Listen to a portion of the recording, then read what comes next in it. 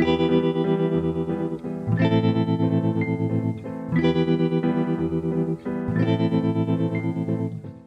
morning and Assalamu alaikum. Dear guests, my name is Sarah Howard and I'm an admin apprentice here at MEMC. Welcome to the Multicultural Arts and Media Centre on the launch for the Arts for Dementia Therapy Network Northwest. Hope you'll have a good time and do plenty of networking. I would like to do the safety rules first and request that you put your mobile phones on silent when the speakers are delivering their speeches. I would like to give a warm welcome to the Honourable Madam Mayor Carol Ward, who will be arriving later, Councillor Richard Farnell, the leader of the council, Kim Wrigley, NHS Quality Improvement Team, Greater Manchester, Lancashire and South Cumbria Clinical Network and Senate. We also received apologies from Ian Mello, who was supposed to be delivering a speech as well. He was the Commissioning and Provider Management for Haywood, Middleton and Rochdale Clinical Commissioning Group. From Herbert Mackenzie as well, Manager of the BME Health and Wellbeing Team for Rochdale District and Mind. Councillor Cecile Biant, Chair of the Health and Wellbeing Board. Councillor Terry Linden. Councillors and honourable guests for attending the launch. We will be filming the event, so if anyone has any objections, please see me or one of the MEMC volunteers you'll see around. They'll have the name badges on. The guests will provide speeches providing information about dementia and support available to people. Lunch will start at 12:45 p.m. Please don't forget to join up for the free network membership and fill in the evaluations in the packs provided. I would like to now introduce Mohammed Sarwar, who is the Chief Executive of MEMC, to provide more details about the organisation and network. Thank you. Good morning and welcome to the launch of the Arts for Dementia Therapy Network Northwest. I will start with the national and local statistics for dementia, which identifies that the Dementia UK report states that by 2025, an estimated 1 million people in the UK will have dementia. The current cost of this stands at £17 billion per year for the UK. The report published by Joint Dementia Strategy for Rochdale Borough 2011 to 2013 shows that there are an estimated over 2,000 people with dementia in 2010. So, what is dementia? I wonder if you can put your hand up and tell me who can answer this question. You can read it. Yeah. You can read it, yes, I know. But I mean, does most of us know what dementia is? Just put your hand up if you know. Okay, we have a 50-50 split. So, more reasons why we should know. So as a definition, dementia is a general term used for progressive loss of brain functions that affect the ability to live or increase independence. What symptoms or changes of behavior can you see in a person living with dementia? Repeats himself or herself, seems suspicious, paranoid, agitated for no reason, keep forgetting, withdraws from people, seems depressed, seems confused. Now, these are not normal aging-related difficulties. It can happen to people from 30 plus. Dementia has no social, economic, ethnic or geographical boundaries. The prevalence of dementia worldwide is that there is a case of dementia every 7 seconds. As a dementia champion, I learned that it's important that everyone should be aware of the condition and how to cope. Coming to the arts and dementia, I will give you 2 quotes from a clinical advisor. Accessing the creative part of your brain overrides the stresses of memory loss, elevates mood, re-energizes and restores a sense of personal identity. And a quote from the Chief Executive of the Arts Council on England's National Framework for Arts, Health and Wellbeing states, "Behind this framework lies our profound belief that experiencing the arts and culture can create a sense of well-being and transform the quality of life for individuals and communities." What is less well known is that every day the arts are having a significant impact on people's health in hospitals, health centres, GP practices, and other healthcare settings within and throughout our communities.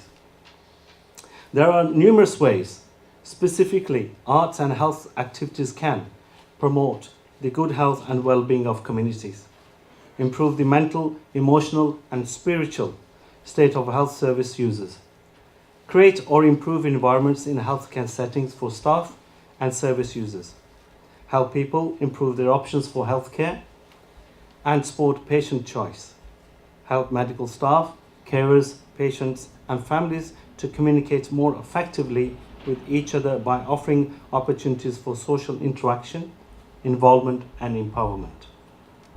As an arts specialist working with various target groups over 26 years, nationally and internationally, I can guarantee that this can be achieved through artistic stimulation to help people with or without dementia by singing along to a favorite tune and triggering the memory, walking into an art gallery with a companion, group discussions, recording experiences, painting, arrangement of flowers, reminiscence therapy, taking an arts course, learning transferable skills, cultural integration and socializing, celebrating achievements, and importantly, live life to the full and have fun.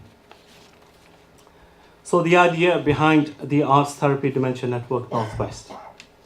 The impetus to establish the network emerged from discussions and consultations with the delegates at the Art Therapy for Dementia awareness sessions organised by MMC on 27th March and 17th April this year in association with NHS England, Greater Manchester, Lancashire and South Cumbria Clinical Network and Senate, supported by Kim Wrigley and Maksud Ahmed, HMR Clinical Commissioning Group, Social Investment Fund, Link for Life and Alzheimer's Society, in which over 200 people attended.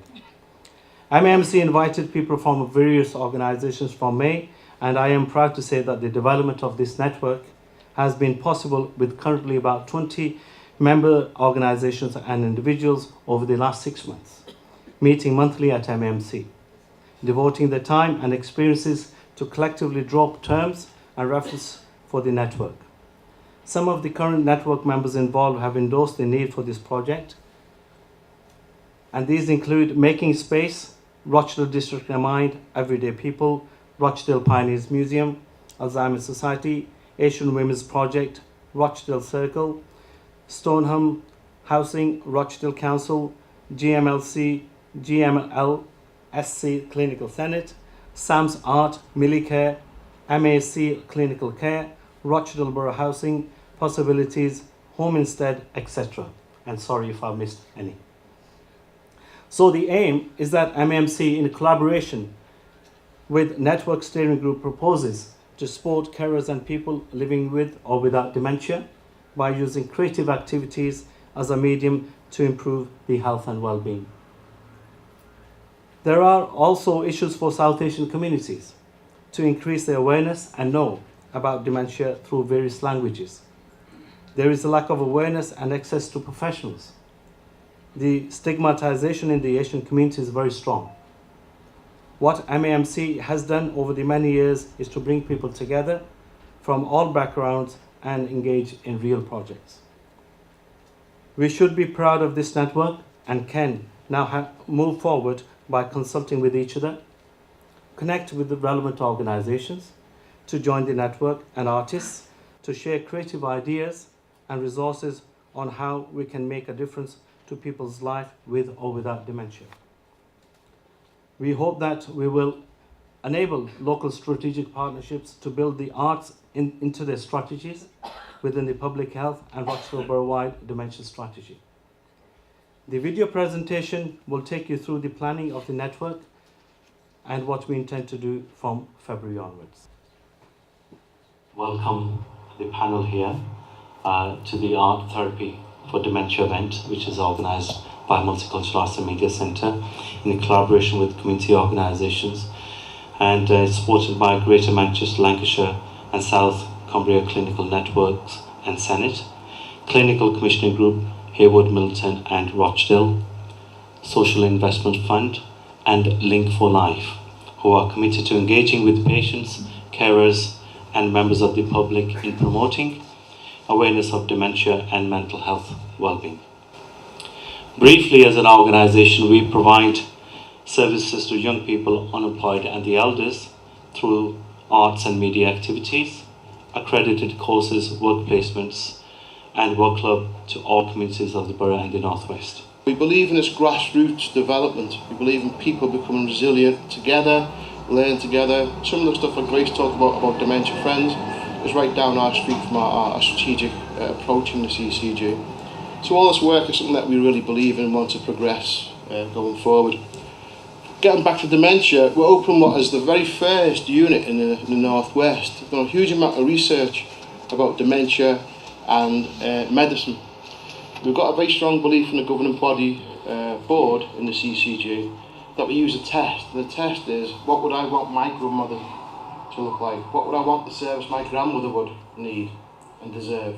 So thank you for organising this. But on a serious note, one of the reasons why I'm really pleased that we're having this debate here today, because dementia in the Asian community and the BME community, when we use terms like BME, Black Minority Ethnic, I also include in the Black Asians.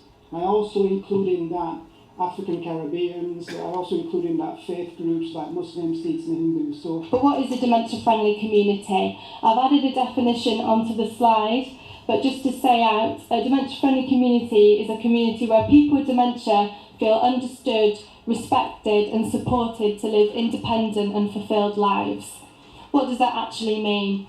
It means people with dementia are listened to. The community is shaped by their views. We've already heard that there are issues in terms of getting referrals from GPs. We need to listen and take action on that.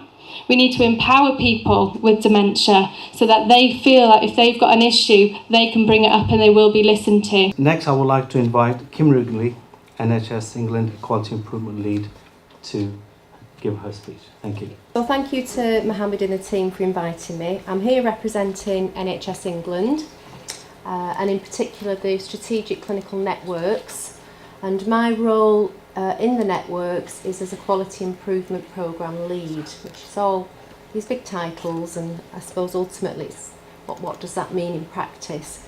So my professional background is mental health nursing, and I worked in dementia services for many, many years, Pennine Care being most recent, although that probably was about 9 years ago now. Networks, and today is about a network launching the Northwest Art Therapy Network, and it can mean so many different things, can't it, networking, but ultimately